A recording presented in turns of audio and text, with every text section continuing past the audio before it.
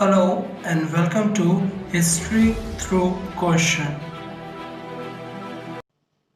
Today's topic is Sources in Historiography, Major Approaches to the History of Modern India, under which Subaltern Approach or Historiography. Now ये जो approach है it simply talks about the history from the bottom. Okay, अगर ये हम pyramid देखें तो इसका जो लोअर मोस्ट सेक्शन है that constitute the majority section of the populations और जो अपर मोस्ट पार्ट है it constitute the fewer section of the population. तो एज पर दिस अप्रोच ये जो हिस्ट्री है फ्रॉम द बॉटम और जो majority section of the population की जो हिस्ट्री है it talks about that's perspective. Okay, now ये जो अप्रोच थी popularise in the year 1980s by the famous historians जब that is the Ranajit Guha.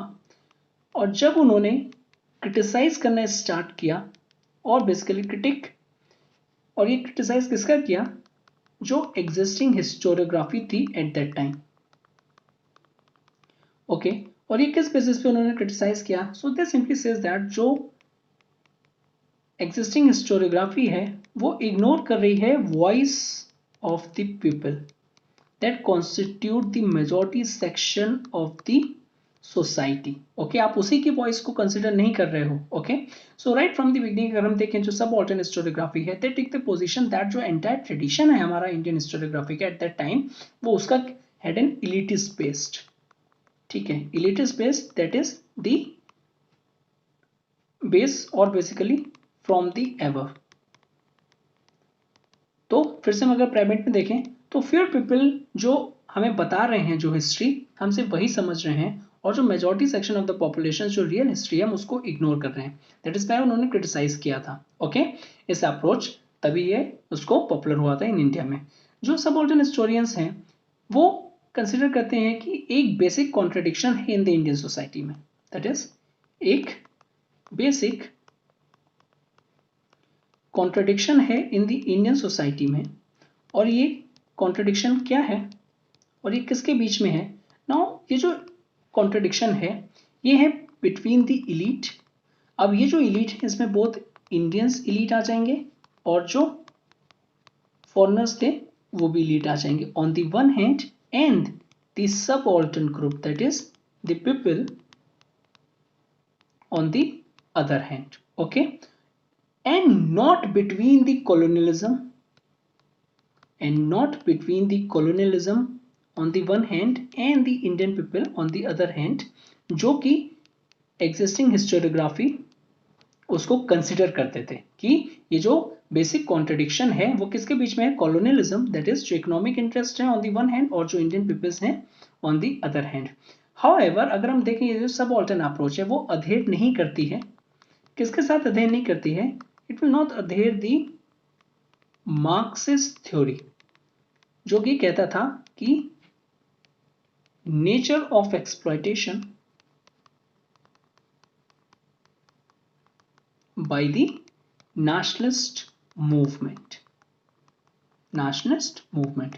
As a contrary they point out that जो Indian society है of the time उसको सिर्फ और सिर्फ can not be seen in terms of class alone. हम उसको सिर्फ और सिर्फ क्लास अलोन के बेसिस पे नहीं देख सकते. अब क्वेश्चन आता है कि वाई नहीं देख सकते. सो ये जो सब ऑल्टर्नेट थ्योरिस्ट हैं और जो अप्रोच हैं सो ये कहती है कि उस टाइम अगर हम उसको देखेंगे तो क्या होगा.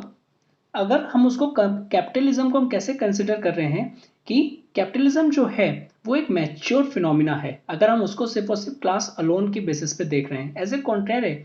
लेकिन as per this subordinate approach ये जो कैपिटलिज्म है in the country it was just the early stage. Okay, और nascent stage में थी. that was the reason why it discarded that ये जो हमारी जो Indian society of the time could not be seen in terms of class alone. Okay, now ये जो school है this school sees nationalism as exploitative है किसके terms में. In terms of caste, gender, religion and creed divisions. Okay, now ये जो subalterns हैं, they also says that जो nationalism है वो इग्नोर कर रही है, क्या इग्नोर कर रही है? द इंटरनल कॉन्ट्रडिक्शंस जो कि एग्जिस्ट हैं इन दी सोसाइटी में, internal contradictions within the society. So वो क्या बिलीव करते थे, और जो सब ऑल्टर्स क्या बिलीव करते थे? बिलीव दैट जो इंडियन पीपल्स हैं वो नेवर यूनाइटेड, वो कभी भी यूनाइट नहीं हुए थे, never United in a common anti imperialist struggle, वो कभी भी यूनाइट नहीं हुए against the common anti imperialist और एंटी कॉलोनियल स्ट्रगल के लिए. ओके, सो जो इंडियन नेशनल मूवमेंट है वो एक फ्लॉड टर्मिनोलॉजी है. ओके, जो इंडियन नेशनल मूवमेंट है वो क्या है? एक flawed, that is the wrong terminology है जो कि यूज किया जाता था एट द टाइम जो एग्जिस्टिंग हिस्टोरियोग्राफी थी. ओके, टर्मिनोलॉजी एक फ्लॉड टर्मिनोलॉजी है.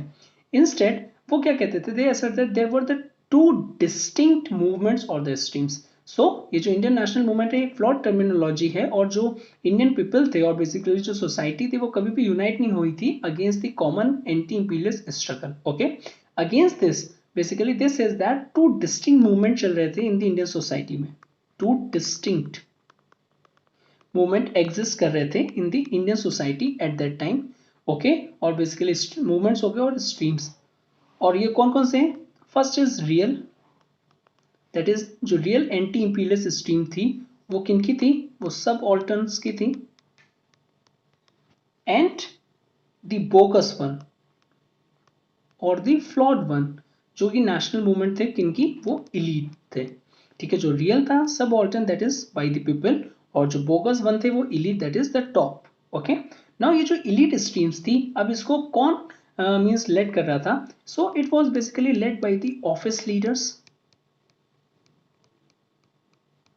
ऑफिस और basically official leadership of the Indian National Congress, उनके जो लीडरशिप थे वो इसको लीड कर रहे थे. एंड बेसिकली वो सब ऑल्टर्न्स इनको कहते हैं वो little more than a clock, means उन्होंने एक चोगा पहन रखा था फॉर द स्ट्रगल और basically for the power among the elite. Okay, so this approach basically talks about जो एग्जिस्टिंग हिस्टोरियोग्राफी है उसका क्या है? बेसिकली इलीट बेस है. ठीक है, और बेसिकली इलीट एक बायसनेस है. ठीक है, तो मोस्ट ऑफ द टाइम्स इसको कंसिडर किया जाता है कि जो सब ऑल्टर्न अप्रोच है it talks about the bottom, जो रियल हिस्ट्री है it comes from the people. That is why the historians consider subaltern approach as one of the most important approach in historiography. And yeah, it is all about the subaltern approach. So if you like this video, please do like, share and subscribe, and thank you very much for watching this.